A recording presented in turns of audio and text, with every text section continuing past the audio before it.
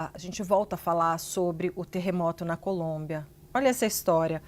Uma história assim que a gente pescou para dar um alívio, pelo menos, né, nessa situação toda.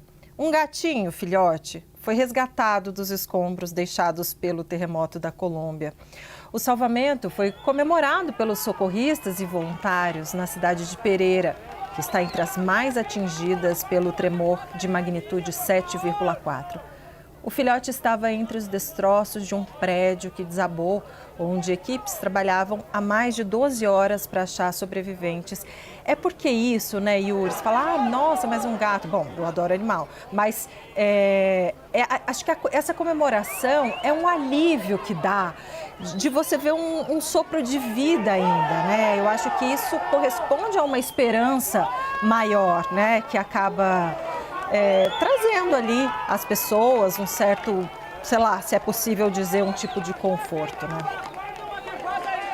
Não, é emocionante, é isso, né, Débora? A gente estava mostrando também o momento que uma jovem foi resgatada, né? E é isso, as equipes de resgate, elas trabalham em busca de vidas, sejam de pessoas, claro, que são prioritárias, mas também de animais de estimação, de pets que acabaram também sendo vitimados aí pelo terremoto. Isso a gente viu na Venezuela e vê agora também se repetindo na Colômbia.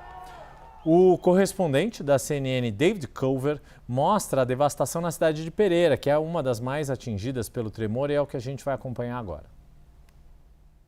A rush of first responders from here in Pereira trying to figure out how much closer they can get. And they were moving a lot of the vehicles off to the side and positioning themselves to be able to pull out anyone who potentially is stuck within that rubble. And you can see this is just one of the ambulances just behind us here that's backed in, and they're ready with stretchers closer towards the rubble to try to bring folks up. And you can see also this has been a line that has just been extended. I mean, all of these folks are volunteers. And when we got here a couple of hours ago, this didn't exist at all. You had a drugstore, you had a restaurant, and we're told, at least by a couple of the locals here, that they believe that there's a young girl that's still trapped inside, an older woman that was described by one business owner just at the corner here. Others have said, no, there's more people in there. And that's a totally exposed apartment. You can see bedding and a family's kitchen, and all of that, of course, has crumbled down onto the street. A lot of that has landed on vehicles. So it's quite widespread within this city. One of the reasons that they decided to bring in even more first responders is because they were hearing yelling at one point. That yelling, at least from where we stand, is no longer audible. Even if the building hasn't totally collapsed, I mean, the damage is just extensive. You're looking at this one right here, where you can look inside at someone or multiple people's apartments. You see a bathroom, living room, bedroom, personal belongings. And then I think somebody's shower curtain is right here on the ground. 7 muertos, 5 vivos. Y todavía hay vivos ahí. De aquí. Acá todavía hay. She says as of last night, they had pulled out 7 bodies. Y siete muertos, sí, y 5 vivos. And 5 survivors from this collapse right here. ¿Y qué era? ¿Un apartamento? Ahí había un hotel, había bares y había fábricas pequeñas.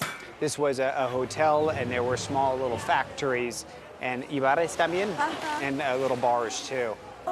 Tanto desastre, no hay maquinaria suficientes. She says, given how much of a disaster this is, there are not sufficient enough machinery that they have. And I said, this is known as the city without doors. And she smiled and laughed because it's known for being such a friendly and open community. We've noticed a lot of folks are just sitting out in the shade and not going inside any of the structures. And that's because some of them may just be questionable as far as their stability, and others may not have running water and electricity still. And so they really have nowhere else to go in some cases. Look down here, I mean, just street after street of destruction.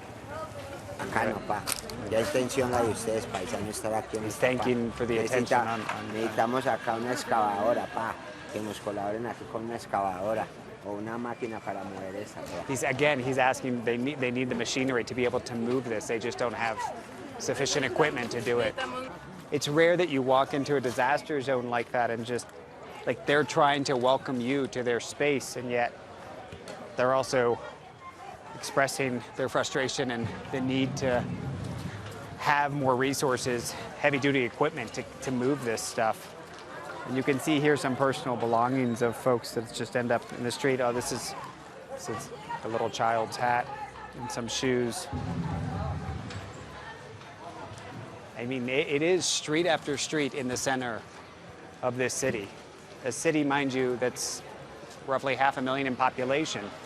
So that's for folks in the US like Minneapolis or Raleigh, North Carolina. So it's sizable, and the impact is significant.